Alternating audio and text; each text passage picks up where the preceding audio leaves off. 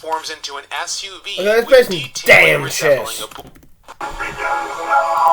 Equipped with his guitars, I upgrade Soundwave, who becomes a full-fledged Decepticon, who's voiced by Jeff Bennett. I am Soundwave. I am Decepticon. The revolution begins now. Equipped with his guitars, Laserbeak and Ratbat,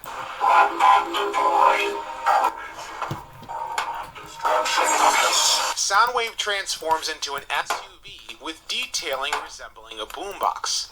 When he's eventually destroyed, what is left of him is very reminiscent to his G1 cassette player alt mode. The makers of the live-action films at first could not figure out a logical alt mode for Soundwave, since they did not want to have the Transformers mass shifting. This despite the fact that the Allspark itself was able to do so. Instead, his role as a spy and infiltrator fell to several Decepticons in the first film. Blackout stole information by tapping into the US government's database. In addition, he deployed Scorponok to attack any escaping soldiers. Disguised as a boombox aboard Air Force One, Frenzy was a vulgar human-sized Decepticon who gathered information from their databases. He accompanied Barricade to fight Bumblebee and deployed very much like one of Soundwave's cassettes. Soundwave made his official live-action debut in Revenge of the Fallen, transforming into a Cybertronian satellite. Drawing inspiration from the Marvel Comics, which had Soundwave wired up to a large communications array, Soundwave deployed tentacles to hack into a government satellite, voiced once again by Frank Welker, but without the electronic modulation.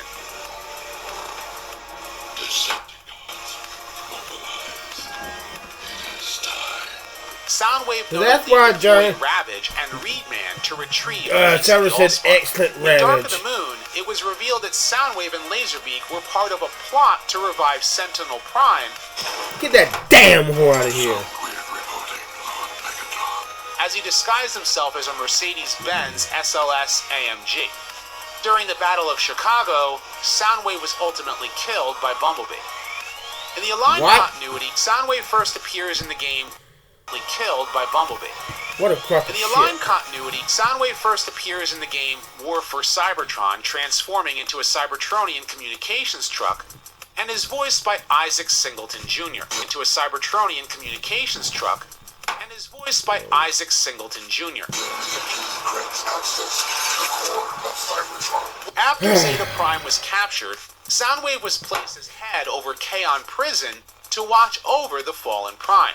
Optimus and his crew faced off against Soundwave, who donned a third Cybertronian sound system mode as he deployed his data disc minions. After coming to Earth, Soundwave took a vow of silence in Transformers Prime as he took the form of a Predator B drone. Get that damn nut out of here. His only companion being Laserbeak. While cold and calculating, he could even create land bridges on his own. And he also had his hacking tentacles similar to his live-action movie counterpart. However, in Robots in Disguise, Soundwave returned in an attempt to contact Megatron, and he eventually took a robot mode that once again resembled his G1 self, and he was once again voiced by Frank Welker. Come on, move, you slut. Move, you fucking harlot. His new vehicle mode was an armored SUV, allowing him to tow the equipment needed to power his transgalactic beam generator. Take a shit. In the IDW comics, Soundwave first came to Earth on a spy mission in 1984 as he disguised himself in his classic microcassette recorder alternate mode. Soundwave's mission ended with him being locked in his alternate mode as stupid years. Once rediscovered and finally able to transform, Soundwave rejoined Megatron along with his cassettes to carry out the Decepticon cause on Earth. However, after the Autobot Decepticon war ended, Soundwave returned to Cybertron, taking on a Cybertronian form based on his appearance in the War and Fall of Cybertron games. Eventually, Soundwave returned to Earth with Galvatron, hoping to form a new peaceful Decepticon future as he took on an alternate mode of an EDC transport vehicle. Son of a bitch. This led to Soundwave becoming the leader of a Decepticon home known as Sanctuary Station, a satellite base orbiting Jupiter. After being betrayed by Galvatron, Soundwave allied himself with Optimus Prime to help end the ancient Decepticons' tyranny. Eventually, Sanctuary Station was destroyed by the Decepticon Vengeance Division, and Soundwave bravely sacrificed himself to give Optimus Prime that whore out of what here. necessary to defeat Get that Galvatron. whore out of here. In the late 2010s, Hasbro decided to implement an overall evergreen look to many Transformers characters throughout the franchise. This meant that specific characters would have a universal design without being tied to a cartoon, comic, or movie. Taking cues from his evergreen design in Transformers Cyberverse, Soundwave further resembles his G1 counterpart. Voiced by Mark Swint, I may be unorthodox. Man, that fucking pissed me off. I fucked up like I did. Soundwave has not yet Son of a slut. transforming on the show. However, his toy reveals that his alt mode is based on Fuck that his shit. evergreen design as an armored I'm not gonna SUV. take that. Though these attempts at changing Soundwave's alternate mode may have worked for those iterations of the character, Slut. many still hold on to the nostalgia of his classic microcassette recorder mode. In fact, his original toy has now been reissued several times in various color schemes, and his masterpiece toy even included Megatron in gun mode as an added accessory. In Japan, music label Soundwave even transformed into a working MP3 player that used mini SD cards. The white variant of that toy served as Soundwave's shattered glass counterpart. In Titan's return, Soundwave again returned to his roots, transforming into a boombox. As with other toys in Titan's return, Soundwave comes with a Titan Master partner named Sound Blaster. A retool of this toy was also released as a Target exclusive under the line for Bumblebee's Greatest Hits to go along with Soundwave's appearance in the Bumblebee movie, where he was voiced by John Bailey. Decepticons, attack! In addition, an Energon activator Soundwave transforms into a party van that can zoom at high speeds with his boombox activator. Most recently, the War for Cybertron Siege toy line featured a pre-Earth Soundwave that transformed into a Cybertronian jet. It also has a hidden mode of a lamppost, similar to his appearance in the G1 cartoon's pilot episode. Disclosure averted. Continue observation. It's this version of Soundwave that has appeared in IDW's new comic book reboot, and will most likely make an appearance in the War for Cybertron cartoon that is still in development. It's also possible that he could have an Earth-based mode in the War for Cybertron trilogy at some point. Whether he is the classic cassette recorder or a new modern update, Get that we'll have to whore wait out of and here. see.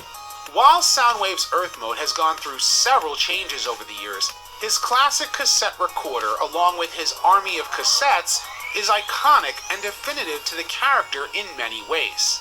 However, many fans have wondered what a proper update to his alternate mode would be in the 21st century, now that cassettes have long since become obsolete. Some believe he should continue his spying and infiltration as a sound system dock, while others have suggested a military jet, much like his appearance in Transformers Prime. But to keep his uniform, boxy cassette player-like appearance, his hide your design boxy seems to out of the favor door an and haul armored your ass SUV. out of the door. Personally, And haul your I'd like to see ursas Soundwave out. transform into a And haul your communications ursas truck, out of with bed. some of the equipment turning into his own spy. And haul your But ursas whatever out of decision bed. is made for Soundwave's alt Slut. mode in the years to come, this loyal Decepticon is sure to make an impact. After all. But what do you think? What should Soundwave transform into in the 21st Get that century? whore out of here. Should he be a communications truck, a military jet, or should he be updated into a newer music-centered device? Also, what is your favorite version of the Get that character? fucking whore out of Leave your here, thoughts in the slut. comment section below. And if you like this video, be sure to thumbs up and subscribe. I'd like to thank my patrons and my channel members for your support. I have more Transformers whore out of discussion here. videos like this coming soon, so stay tuned. I'll take And that as whore out always, for a poison until dinner. next time, all Slut. are one. Where is your courage, Megatron?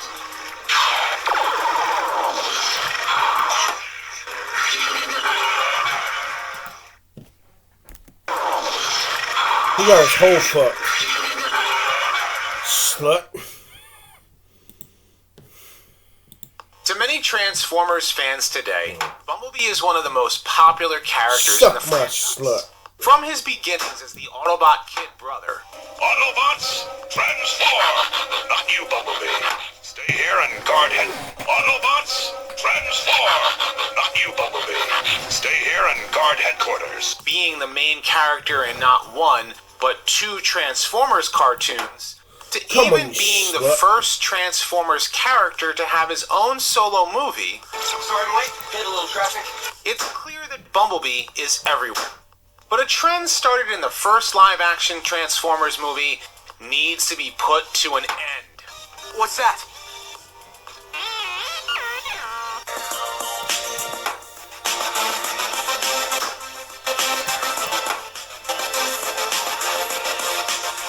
Like all of the Autobot mini-cars in the 1984 Transformers toy line, Bumblebee's original toy came from Takara's Micro Change line. Designed to be in scale with Takara's Koro Q slot cars, Bumblebee transforms into a super deformed Volkswagen Beetle. The character of Bumblebee, as written in his profile by Bob Budiansky, is the little brother who looks up to his fellow Autobots as he acts as the Autobot's spy. And this is exactly how he was portrayed in the original Marvel comics in many of the early stories. But it was the cartoon's depiction of the character that many G1 fans remember Bumblebee fondly for. Aw, shucks. Being the Damn. second Transformer introduced in the pilot, Bumblebee was voiced by the talented Dan Gilvezan. Rhyme told me there'd be days like this. And you didn't believe me? I do now. Once the Autobots arrive on Earth, Bumblebee would be sent on missions where his small size can get him into places where other Transformers could not go. It was his friendship with Spike Witwicky that would altogether define Bumblebee as the kid appeal character. This is Bumblebee. Yeah? Now let's see it buzz and make honey. Maybe I can explain without actually buzzing. He spent most of season 1 and 2 hanging out with Spike and many times acted as his guardian. Though I can't say the same for Bumblebee. He protected me with his body. He's a real hero. Anybody that done the same. It was this popularity that ensured that Bumblebee did survive the events of Transformers the movie. Come on, slut. And he sometimes made brief appearances throughout season 3. Hey, this is just like old times, Bumblebee. It sure is, Spike. It also meant that Bumblebee could receive several toys throughout G1. From his upgrade as the Throttlebot Goldbug, Back, I'm better than ever. Look at this new paint job. I've gone beyond being just plain old Bumblebee. I'm a gold bug. That you are, Bumblebee. So from now on, that's exactly who you'll be. Goldbug. to his return to being Bumblebee as a classics pretender, Optimus Prime is under attack. He needs the greatest Transformers ever. Optimus, we're here as pretenders. Jazz, Bumblebee, you're back. And me, Grimlock. and his Action Master toy at G1's end, Bumblebee had more toys on the Come on, you shelf slut than that any other slut. character during G1. You'll see, Bumblebee. Spit Con. This popularity continued during Generation 2, where Bumblebee's original G1 toy was released in a metallic gold-plated color scheme. He also received a second toy during G2 as a Matchbox-sized race car as part of the subline of Get that GoBots damn horn out of Transformers. here. While Bumblebee was notably absent from the Beast era and 2001's Robots in Disguise, it didn't mean they completely forgot about the character. In fact, during the Unicron trilogy, the Kid Appeal character was originally intended to be named Bumblebee. But because Hasbro lost the trademark to his name, the character was renamed Hotshot. First introduced in Transformers Armada, Hotshot's character was treated like a cross between both Bumblebee and Hot Rod. I can't accept that from you, Optimus. I understand. But that is a discussion for another day. The Minicon Sparkplug was designed to look like Bumblebee as he was partnered with Optimus Prime.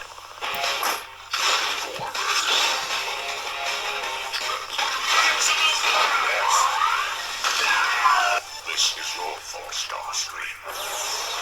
Hasbro did reacquire the name in time for the Classics toy line in 2006. While his robot mode is similar to his G1 animation model, his vehicle mode is that of a generic mini cruiser instead of a Volkswagen Beetle. This was probably done to save money on licensing deals to some Transformers throughout the franchise. Their alt modes have become a defining characteristic. When you think of Grimlock, you'll probably remember that the leader of the Dinobots transforms into a T-Rex.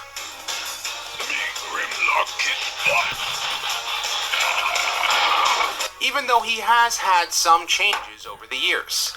Though there have been attempts at updating Soundwave, most remember this loyal Decepticon for transforming into a micro cassette player.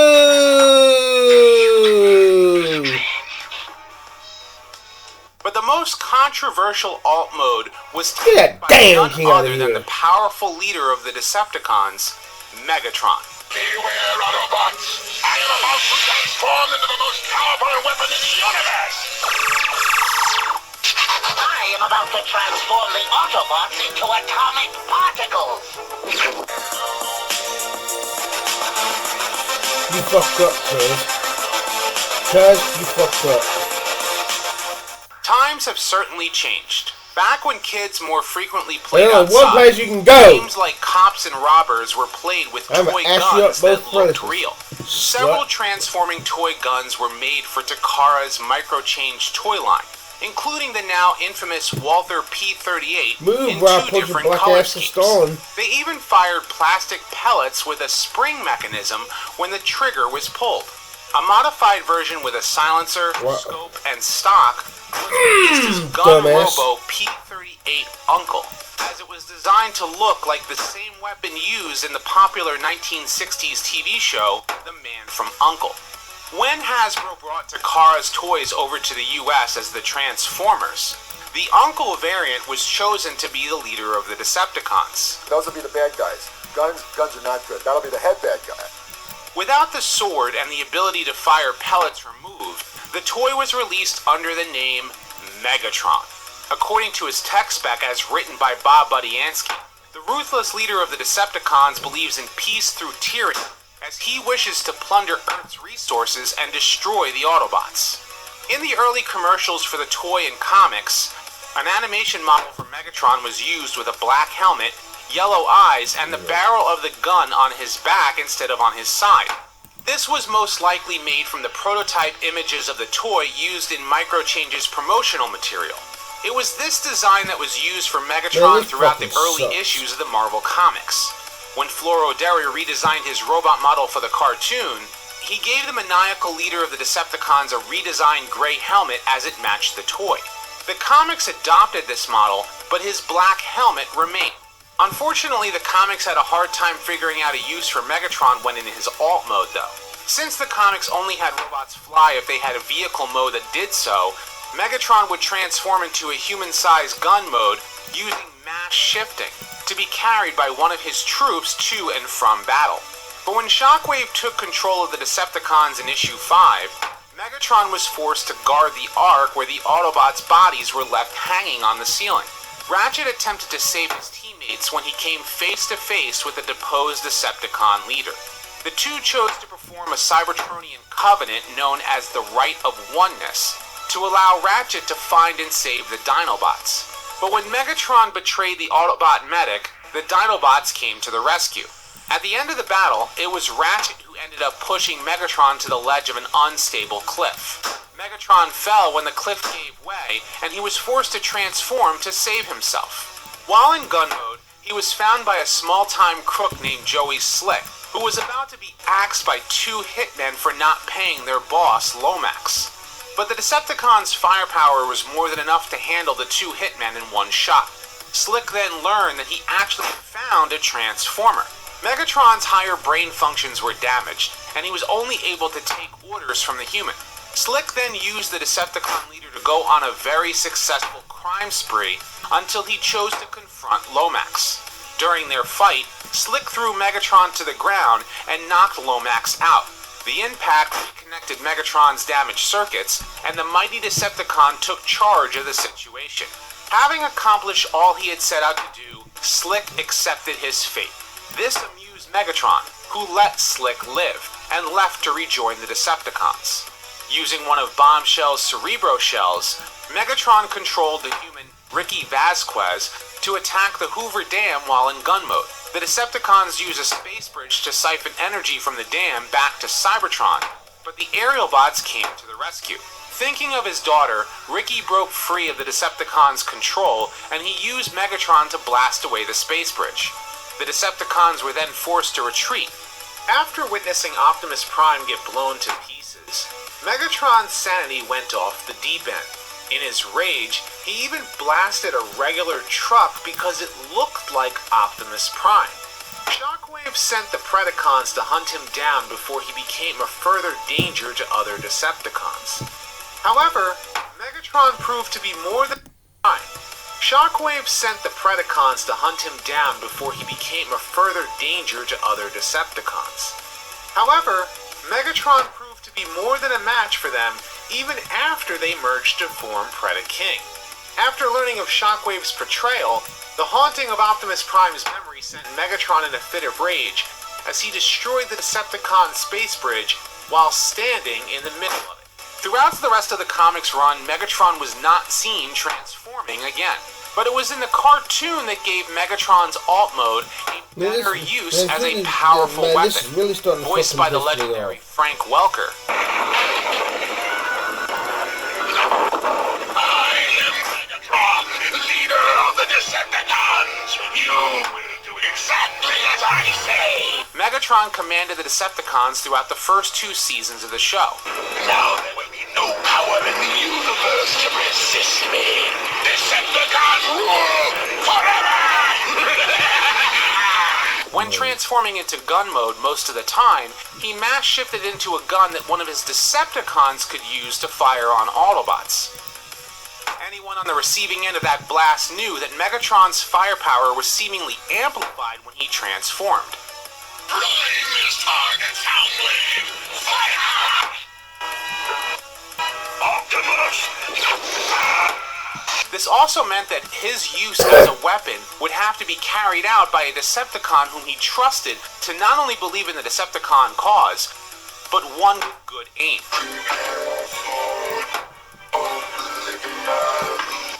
Most of the time, this was either by Soundwave or Starscream, even though the latter desired to usurp Megatron as leader of the Decepticons. It's time for a change, Megatron! It's time for action, not words! I am the leader of the future! You couldn't lead androids to a picnic. How can you pretend to lead the Decepticons? Megatron could also break free of whomever was using him in alt mode. In the episode Roll For It, Skywarp's motor relays were being commandeered by Teletran 1, forcing Megatron to break away. This also happened in the episode Autobots Spike, when Megatron tried having Spike betray the Autobots. What are you waiting for, Autobot Spike? Use my power to destroy them! Yes, yes! When the human mind inhabited the Frankenstein robot Autobot X. You fool! You've turned my power against my own warriors! Even without his troops, Megatron was still a formidable instrument of destruction. He does everything I want. It's food for my hunger! My hunger for... In the episode The Ultimate Doom Part 3, he was even able to quickly fire on the Autobots by transforming in mid-air. In the episode Countdown to Extinction, Megatron realized that Dr. Arkaville's exponential generator was too unstable for his own uses. Even though he fought Optimus Prime for it, he chose to have Prime use Megatron in gun mode. Take this while I transform. Oh, load me! Fire! To blast the generator into space. Welcome home, noble Voyager! In the episode The Insecticon Syndrome, Optimus would have Megatron transform again to fire antidotes on the Insecticons to prevent them from exploding. During the development of Transformers the movie, the writers decided to give Megatron an update as the reborn Galvatron. The details for that will be a discussion for another day. His new toy had a space cannon mode, as well as a space laser gun mode that was never seen in fiction. While this was a throwback to his previous self, it was clear that this was the beginning of a change to Megatron's alt mode. Megatron would receive one more toy during G1 as an Action Master. Instead of transforming, he came packaged with a transforming Neutro Fusion tank. As the 1980s continued, several real-life events with children and toy guns pushed for new legislation. By 1992, the U.S. Department of Commerce prohibited toy guns from being made or sold unless they had a blazing orange tip or were brightly colored. This prompted Hasbro to give Megatron a brand new mold in 1992 during Generation 2 as a large green and purple M1A1 Abrams battle tank. Standing taller than Power Master Optimus Prime, this new Megatron toy featured firing missiles and various sound effects, including the now famous... In 1993, a second, smaller version of this tank Megatron was released in a purple deco. This hero-class toy could fire soft-tipped missiles by smashing the attached air pump. From there, the change in Megatron's alt mode became an altogether common thing. The final G2 toy was part of the GoBots assortment as a silver-colored matchbox-sized Porsche. The short-lived Machine Wars Megatron would be a basic size and easy-to-transform teal-colored F-22 Raptor. While characters outside of G1 have taken on the name of Megatron, none of them sport his classic firearm mode. In Beast Wars, a new Megatron who proudly had taken the name of the original, Megatron, greatest leader of the Decepticons, my namesake, began as a large purple T-Rex. Even though the first toy of him released was an alligator that came in a 2-pack with a bat Optimus Primal. The details of him will also be a discussion for another day. Yes. In the Japanese anime Car Robots, a new Decepticon commander known as Gigatron had several different alt modes. But when Hasbro brought the series over to the US in 2001, they had to name him Megatron because they had to protect the name trademark. The same goes for Galvatron, who was a slight remold of that toy and featured 4 additional alt modes. The Unicron Trilogy's version of Megatron has had several alt modes over the course of its run. From the Minicon capturing Tank and Armada,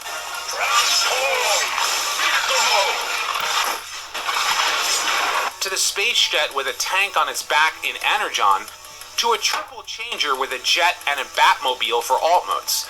In all 3 series, Megatron also received recolors under the name of Galvatron. Ha! I'll say when this is over, and that's when I want you Autobots out! In the IDW comics, Megatron was empowered by OR-13, which allowed him to use the mass displacement sequence to transform into gun mode. Using a facsimile construct to wield him, Megatron was a force to be reckoned with.